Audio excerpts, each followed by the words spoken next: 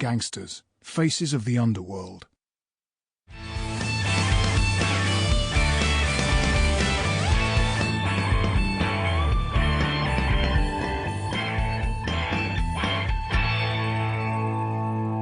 Chapter 1. Liverpool.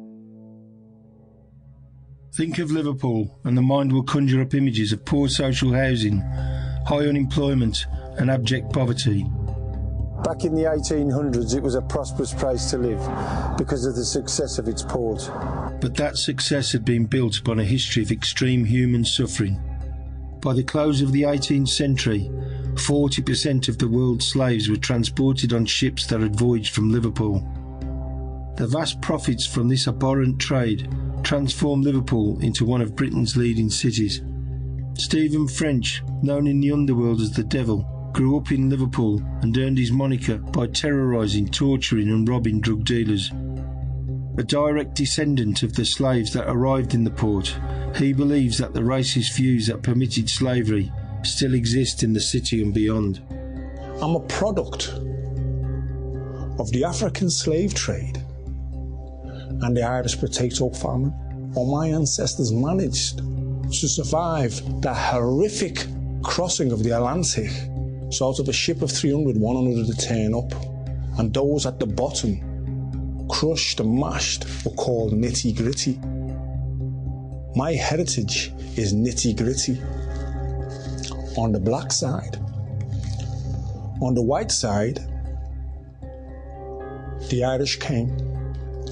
The Irish Holocaust, the potato famine, and they turned up here and they ended up in the port of Liverpool.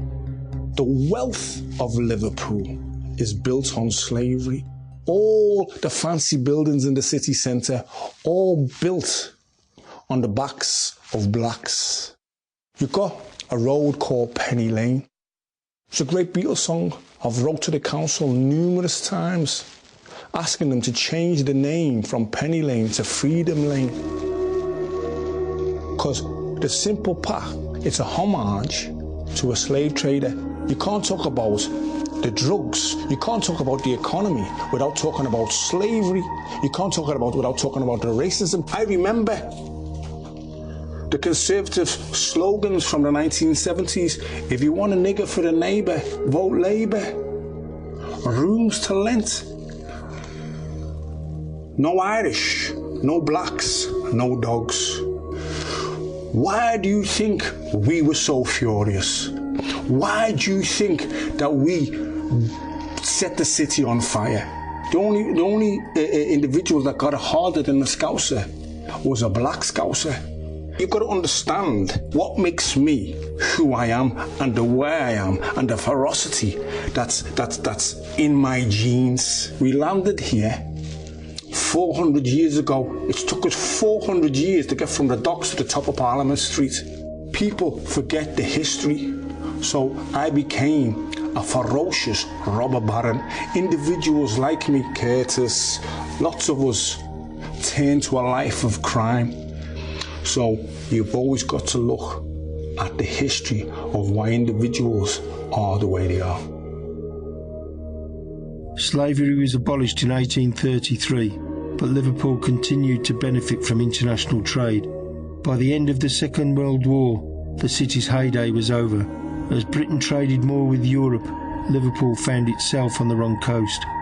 As businesses failed and unemployment figures soared, the ever-resourceful Scouse villains used the port to import drugs from all four corners of the globe.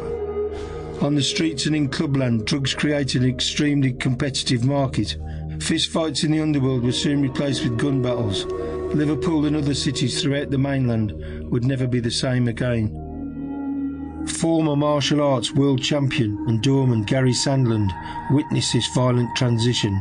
When drugs were introduced to clubland, did the violence change? It went from being drunken guys who want to shout and scream and be rowdy to tablets, ecstasy and the likes. Then you get into the coke where people can get aggressive. When tablets and coke became involved, that's when the money side comes involved. And that's when a guy comes to the door and you search him and he's got a bag of pills the size of a bag of crisps.